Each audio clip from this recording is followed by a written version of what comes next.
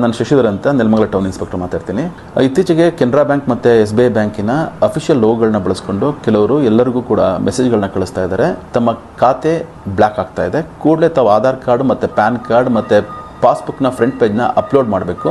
ನೀವು ಯಾರನ್ನ ನಂಬೋ ಅವಶ್ಯಕತೆ ಇಲ್ಲ, ಕೆಳಗಡೆ ಒಂದು ಫೈಲ್ ಕಳಿಸಿದ್ದೀವಿ, ಅದನ್ನು ಓಪನ್ ಮಾಡಿ ನೀವೇ ಅಪ್ಲೋಡ್ ಮಾಡ್ಬೋದು ಅಂತ ಕಳಿಸ್ತಾ ಇದ್ದಾರೆ. ದಯವಿಟ್ಟು ನೀವು ಯಾರೂ ಕೂಡ ಆ ಕಳಿಸಿರ್ತಕ್ಕಂತಹ APK ಫೈಲ್ಗಳನ್ನು ಓಪನ್ ಮಾಡಲಿಕ್ಕೆ ಹೋಗಬೇಡಿ. ನೀವು ಅದನ್ನು ಓಪನ್ ಮಾಡಿದ ತಕ್ಷಣ ಆಟೋಮೆಟಿಕಲಿ ಯಾರು ನಿಮಗೆ ಕಳಿಸಿದ್ದಾನೆ ಅವನ ಸಿಸ್ಟಮ್ನಲ್ಲಿ RAT ಇನ್ಸ್ಟಾಲ್ ಆಗುತ್ತೆ. RAT ಅಂತ ಅಂದರೆ ರಿಮೋಟ್ ಆಕ್ಸೆಸ್ ಟೂಲ್ ಅಂತ.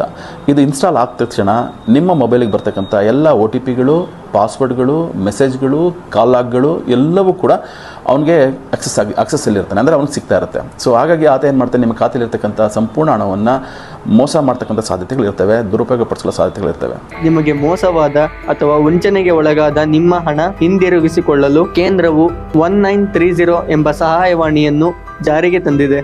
ಈ ಮೂಲಕ ನೀವೇನಾದರೂ ಆನ್ಲೈನ್ ಹಣಕಾಸಿನ ವಂಚನೆಗೆ ಒಳಗಾದರೆ ವಂಚನೆಗೆ ಒಳಗಾದ ಮೊದಲ 1 ಗಂಟೆ ನಿಮಗೆ ಗೋಲ್ಡನ್ ಅವರ್ ಎಂದು ಪರಿಗಣಿಸಲ್ಪಡುತ್ತದೆ. ಈ ಸಮಯದಲ್ಲಿ ನೀವೇನಾದರೂ 1930 ಸಹಾಯವಾಣಿಗೆ ಕರೆ ಮಾಡಿ ಕೇಸು ದಾಖಲಿಸಿದ್ರೆ ವಂಚನೆಗೆ ಒಳಗಾದ ನಿಮ್ಮ ಹಣ ವಾಪಸ್ಸು ಬರುವ ಸಾಧ್ಯತೆ ಹೆಚ್ಚಿರುತ್ತದೆ.